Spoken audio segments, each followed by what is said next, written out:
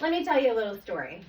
It was a Wednesday, and we were going to Bible study at our church. We go to a little church on the Tuckasegee River, and if you know anything about rivers, then you know that generally there's more fog around the river than there is around other areas of the land. Well, it was daylight when we were going to church, and it was so foggy. It was so foggy. I remember my friend Mandy was driving, and she said, "Goodness, it is really foggy. I can barely see to get to the church." And I said, "Yeah, it is really foggy. I'm glad you're driving instead of me." So we went to church, and when we got there, of course, the fog was the talk of the congregation, and everyone was just saying, "Oh, well, maybe the fog will go away in the couple hours that we're here doing our Bible study and eating our dinner." Well, it came time for us to leave. It was about 8 o'clock in the evening. It was pitch black outside at this time, and we all packed up, and we were going home. Well, Mandy was driving, I already mentioned that, and she got behind my friend Caitlin in a white Jeep, which was great for us because we could see Caitlin's Jeep in the fog and the night and all of that good stuff.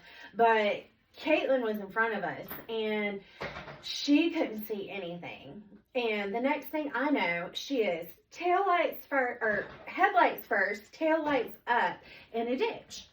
So Mandy and I pulled over, and we checked on her, and I said, "Caitlin, what happened?" And she simply said, "I couldn't see the road." Well, this is just one time about how it went pretty bad, but everyone was safe in Caitlin's situation. Her kids were fine. They were a little shook up, but everyone was safe. We did have to wait a couple hours for her dad to come and pull her Jeep out of a ditch, but all in all, everyone was safe. But the issue's still there that nobody could see the road. Well, I think this is a huge problem.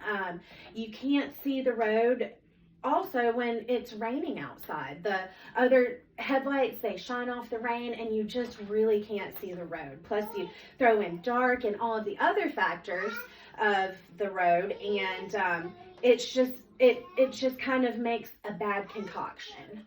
I think the Odyssey group says that there are 3 times more wrecks at night than during the day, and the biggest factor that plays into effect there is the visibility factor.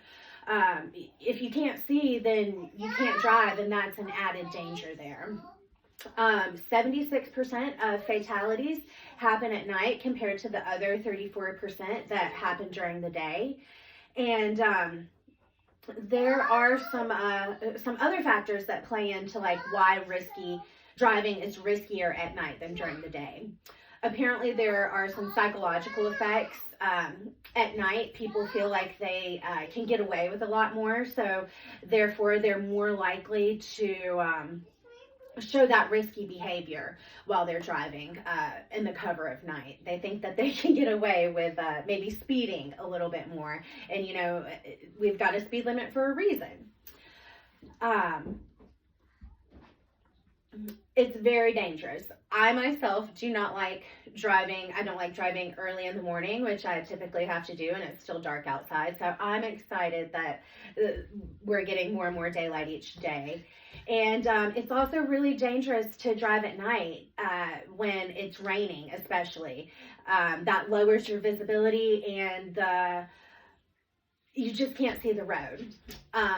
There are some solutions for this problem, and I'm gonna take advantage of the time for my persuasive speech to present the solutions to the low visibility on the roads at night.